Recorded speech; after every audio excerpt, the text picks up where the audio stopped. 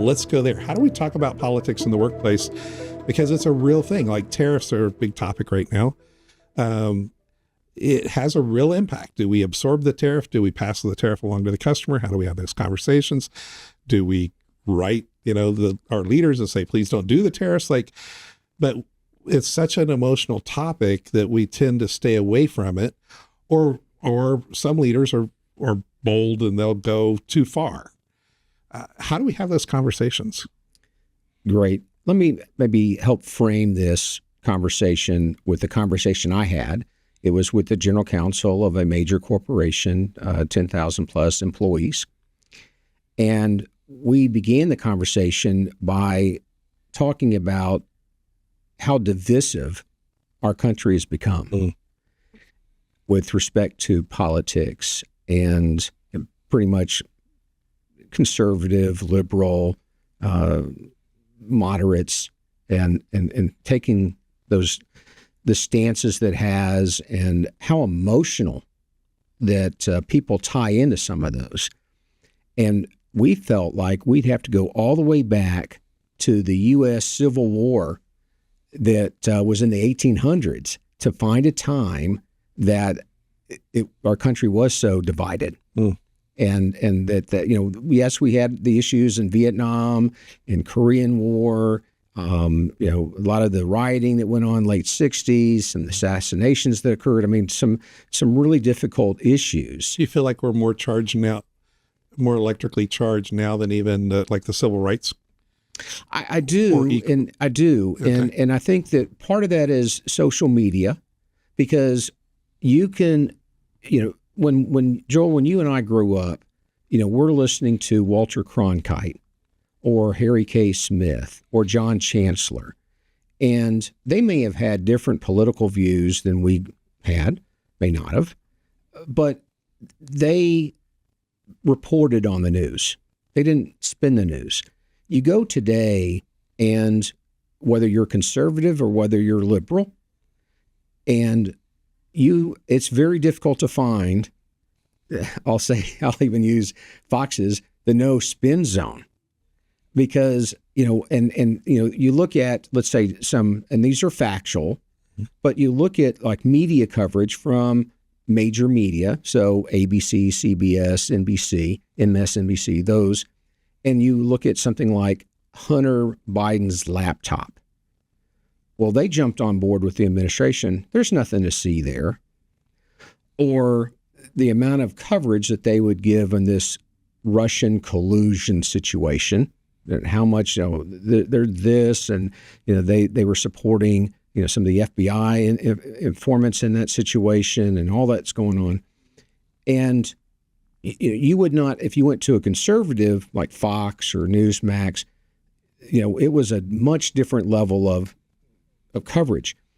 My in-laws are they're Democrats, and I would bring up some of these issues that, again, just from factual, and they would say, we've never heard about that.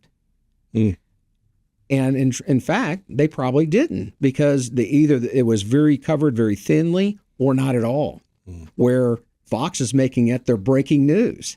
So in that environment, and then in an environment with social media, that I can have an opinion, I can get on X, formerly Twitter, and put my opinion down, and it's getting published.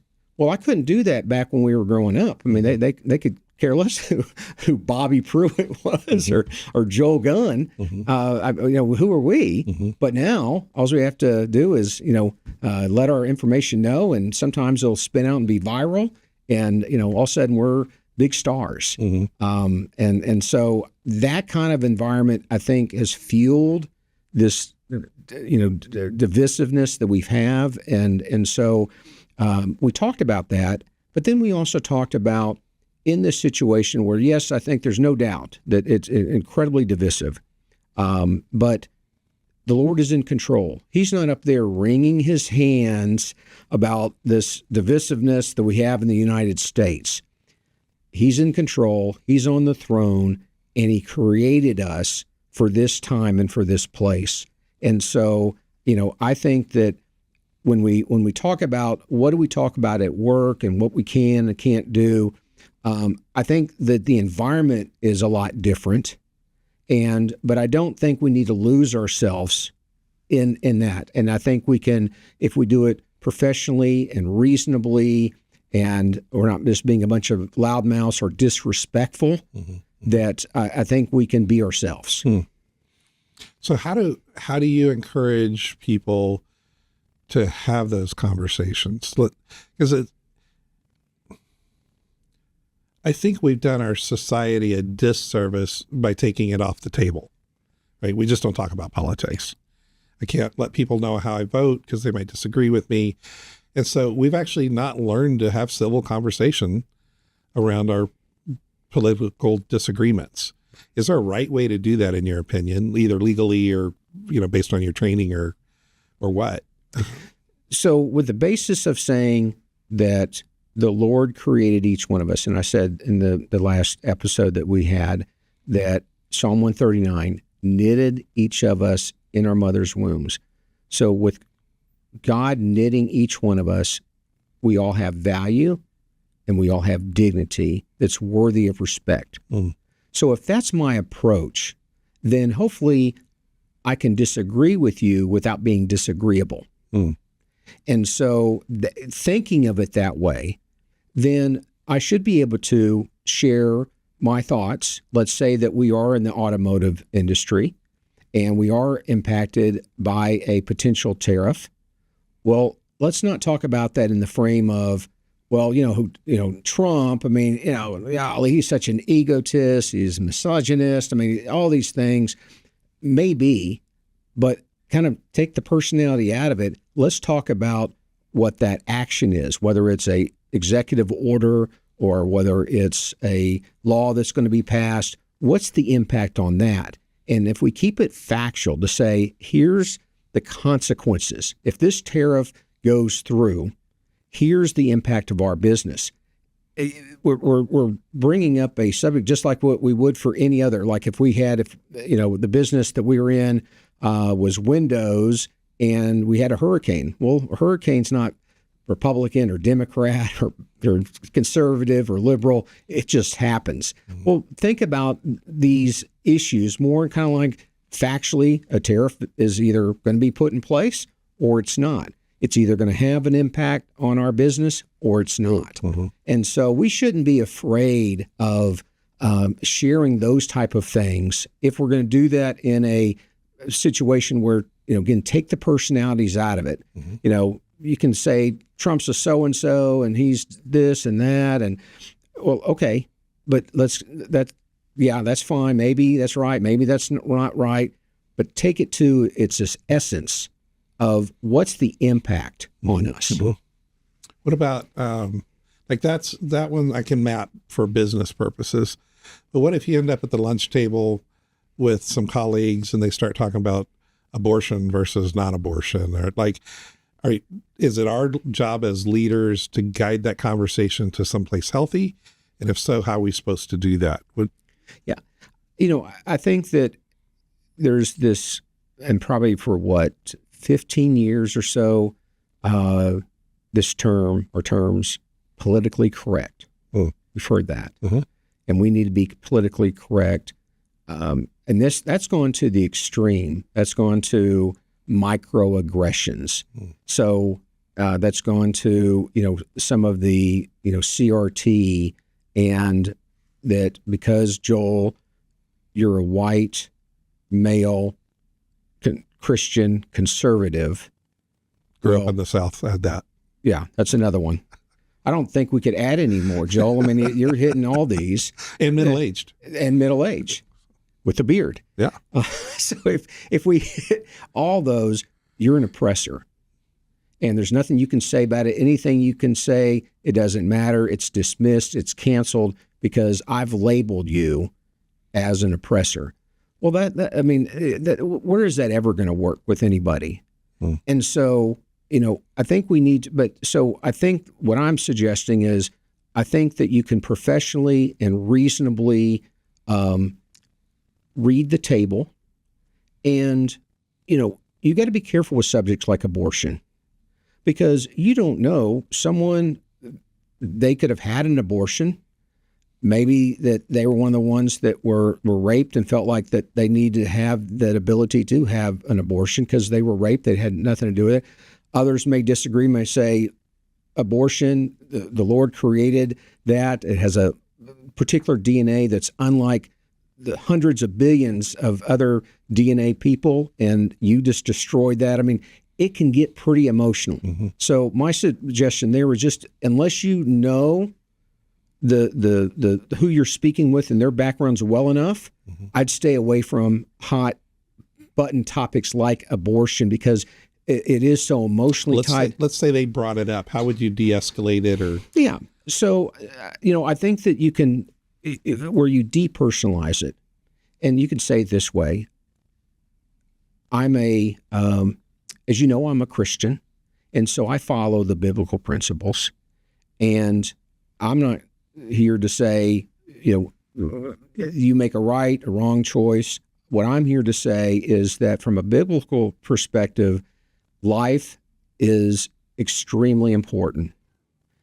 I was once a zygote. I was once, a very small cell that split, and now I'm here because my parents didn't abort me. You're here because, and I think that that's stepping across. But I think you can say from a biblical standpoint, I'm not in favor of it, but that's my personal opinion. Mm-hmm. That's that. I mean, you may differ from that, but that's what I believe. And it's kind of hard to jump on someone that's what you believe. Now it can escalate, and again, sure. I would treat it like this, Joel. I treat it like you don't walk up to anybody in a business environment at an office and give them a hug, or if you do, you shouldn't. You give a hug to people that that there's no offense, mm-hmm. and so instead of saying, and HR people used to, nothing against HR people, but mm-hmm. they would say no hugging or anything, and I would say know the person, mm-hmm. and if you have that kind of relationship where hugging is appropriate, you got to be careful, mm-hmm. but you can hug them. If you're in a situation where you feel like, hey, I know these people well, I've worked with them for 10 years at least, and we've had similar discussions, and I think it's appropriate that I can just say, and even sometimes even share, you might say, this is a real difficult situation because, let's just say, this is not true in my case, but as an example, my daughter had that decision 2 months ago. And, with my biblical beliefs, I suggested she shouldn't do that. Well, she did. And I still love her to death. Mm. And so you're personalizing it without over the board. And so you can, that way you're kind of addressing maybe the emotional aspects. And again, keep in mind what the table looks like, and sure. and don't just jump into something to say, hey, we throw caution to the wind, and we're going to jump into some really emotional, having someone that's maybe transgendered in a family, having someone that might be homosexual or bisexual. Those are, and along with abortion, those are some pretty hot topics. Mm-hmm. Know your audience. I would not, for example, if you're a leader of an organization, get out and you're saying, okay, well, our sales were this month, and our marketing team's doing this and that, and let's talk about abortion. No. Yeah. But in a smaller group, and you still have to be careful. Mm-hmm. But I think you can share, as I was mentioning, be vulnerable. And I think that if you say it appropriately, you can share your faith or share whatever's going on. I like what you said there about, and it was hypothetical, but, my daughter had the abortion. My biblical, who I am in Christ, says that wasn't a good thing. But because I'm in Christ, I'm loving her. One, she's my daughter, and two, and so if you apply that in the workplace, like, I'm not always going to agree. I tell people all the time, I don't even always agree with me, let alone agree with you. Right. So, exactly. If I can't agree with everything I think or say, certainly can't hold you totally accountable for everything you think or say. But I think we've lost some of that civility or that ability. You said it earlier about that person was designed on purpose for this season. And so they inherently have value. Yes. Right. I may disagree with some of their life choices. I may disagree with their faith or no faith. I may disagree with a number of things, but how do I still have a civil conversation, de-escalate the emotion? Okay, I can see this is really emotional for all of y'all. But let's remember the most important thing here today is that we're a team, right? We don't always have to agree, right, but we do need to be respectful. Exactly. Right. Exactly. Thanks for joining us for this episode of A Leader's Journey podcast. If you enjoyed it, give us a thumbs up and remember to subscribe to our channel.